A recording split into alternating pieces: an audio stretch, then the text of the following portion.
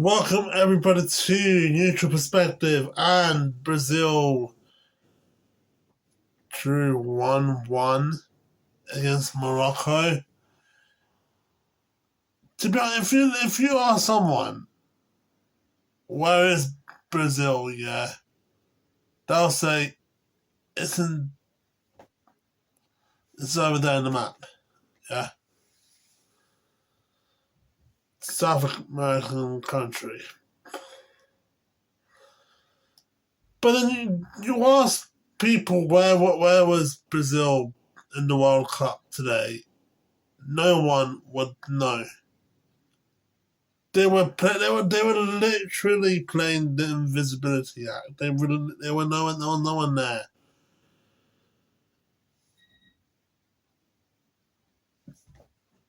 The midfield had lack of players that can run. Casemiro is old. He's a good centre defensive midfielder, but he doesn't have the legs to catch up with Sabari. He doesn't have the legs to catch up with Alcanus. Don't get me wrong. I know he's a good player. He's been Manchester United's best centre defensive midfielder, including Mainly.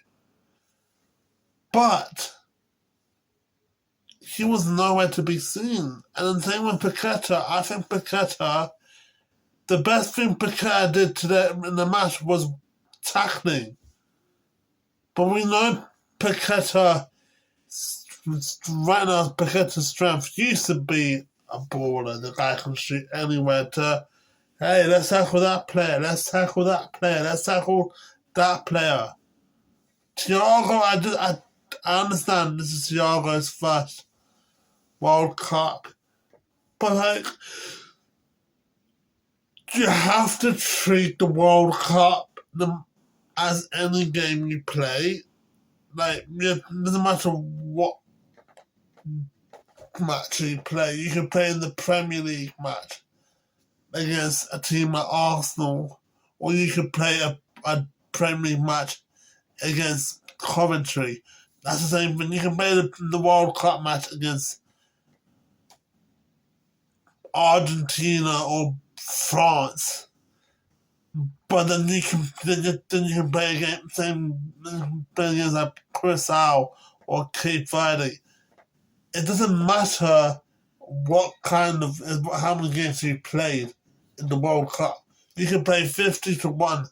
You can have your first debut appearance in the World Cup, or you can have no appearance in the World Cup and still try out for the next World Cup. But it's a matter of fact that you had less chances, had no effect in the game. I don't think it got out of your head to think, hold on, I'm playing in the World Cup. This is miles different from the Premier League. You have to treat it differently. Morocco, ballers. They had the game in their hand. I think with Brazil, the substitutions did help them. I mean, after Vini scored, the game came back from Brazil, but it just didn't feel right. Didn't feel like the Brazil that won so many World Cups. It didn't feel like when you see players like Ronaldo, sorry by the way, Ronaldinho, Rivaldo, Dida, Cafu, Roberto Carlos. Today just feels like you put an under-18 squad against Morocco. Now, people are going to think, why are you judging Morocco? Why are you picking on Morocco? That's it, for Morocco is a shit team. I'm not judging Morocco. I'm not saying Morocco is a shit team.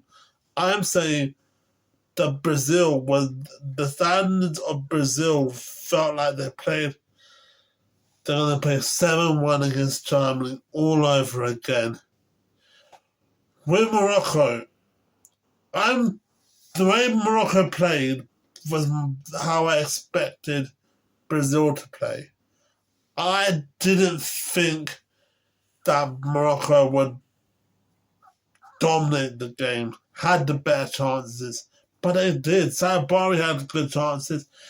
Elkanus, Hakimi literally put Vinicius in his pocket. Mazraoui, Diop, the team can do something. And you know what? After the African Cup of Nations controversy, that people were saying, oh, what Morocco did was wrong. The fact that Morocco stole the trophy and shouldn't have been crowned as African Cup of Nations champions, it should have been Senegal. It just proves, today just proves why. That no, you know what, fine, you can blame us by saying, fine, we didn't deserve to win the African Cup of Nations. We didn't leave the pitch. We actually fought for the match. We didn't actually go there and fuck up the game. But it proved them why they're ready for the next competition. They are a good team. They can get something. And I'm proud of them. I'm proud of Morocco. I'm proud of how they played. They played like beasts. They played like they're bigger ballers. That's what I love to see. I mean, I would love to see these sort of matches happen, where a match where you play against a big team like Brazil, and you have the fear of playing Brazil in your first game. I expect that from every match in the World Cup, where teams, no matter whether it's a big team or a small team, to give it 100%. We didn't see it with South Africa, Czech Republic, Bosnia. It was the right thing to do. Qatar as well, Qatar, and what was it? It was like Curacao 7-1. But like, it's like, it just proves to anyone, proves to countries that whether you can do something in the World Cup. This may be your first or second, but you have the power to change. But it just proves that why playing a big cup like the World Cup is something that players dreamed of, and this is why they outperformed. And when Brazil, the substitutions, like I said, substitutions are right. Taking off Casemiro, taking off Piqué, Thiago as well, bringing on Cunha. Cunha actually helped Brazil because the lineup is now Vinicius, Rafinha, Cunha. That's something. That's what I would love to see more. Cunha teaching Thiago the way of steps how to play in Brazil. You know how to play like this. This is Brazil. You should not be, having poor performances. Morocco.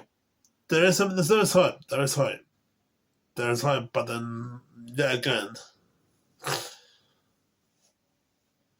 Haiti lost to Scotland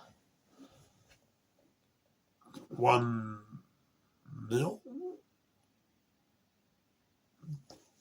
And then, that's putting Haiti fourth, Scotland first. The standards